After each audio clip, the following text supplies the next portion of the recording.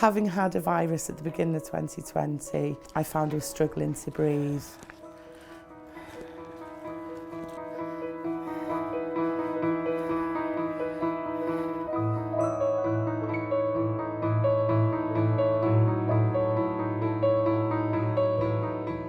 I used to wake up with panic attacks. That was awful. It affected me during the day because I had no energy. Because I was in respiratory failure, so I had to have the ventilator to overcome that. So there was an awful lot of simple things that I couldn't do.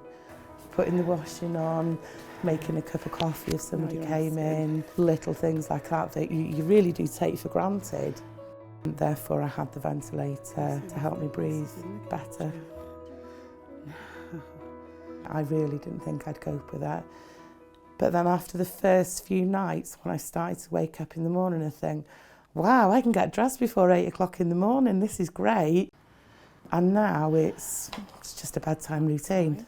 I can make a meal, I can do the washing, I can even hoover. Hi Heidi, how are you? Brilliant actually, really quite good. Fantastic. I can walk further distances and not just the airways but my energy levels as well. I manage the sleep and ventilation unit here at the hospital where we look after patients with various conditions such as COPD, which is chronic obstructive pulmonary disease, patients with neuromuscular conditions, patients with obesity hyperventilation, so these are patients who are morbidly obese and unfortunately are during sleep unable to ventilate themselves. What happens is that they're not taking in enough oxygen and they're not blowing out the carbon dioxide, the waste gas in the body. So these machines that we give them actually support that and help them breathe during the course of the night and keep everything stable. All our machines basically have mobile phone chips in there, which means that all the data that's stored is cloud-based. So when a patient takes their mask off in the morning, all that information is uploaded then and dropped into our software.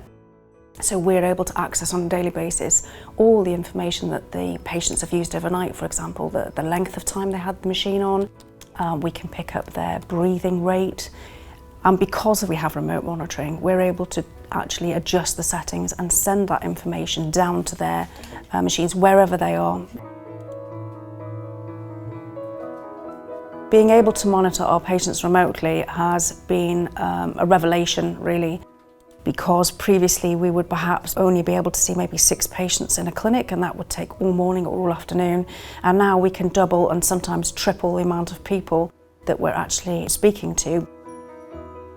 There are some people who come through and have perhaps suffered their condition for a number of years and feel very, very low, and then when they start on the machine, the transformation is phenomenal.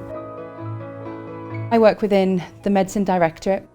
When we're commissioning services for the hospital, the more that we can deliver as a service, we will avoid having unnecessary admissions, we will reduce our average length of stay, and for the patients, they're not having to have protracted stays in hospital or medication that they don't require because we're able to monitor them at home.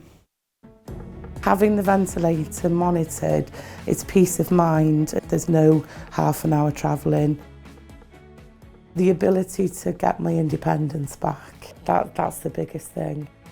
We as a service need to find a way that we can treat and manage patients who have chronic conditions as much within their home and lifestyle as possible, because it's not something that's going to go away in a couple of months. This is for the rest of their life on the large part.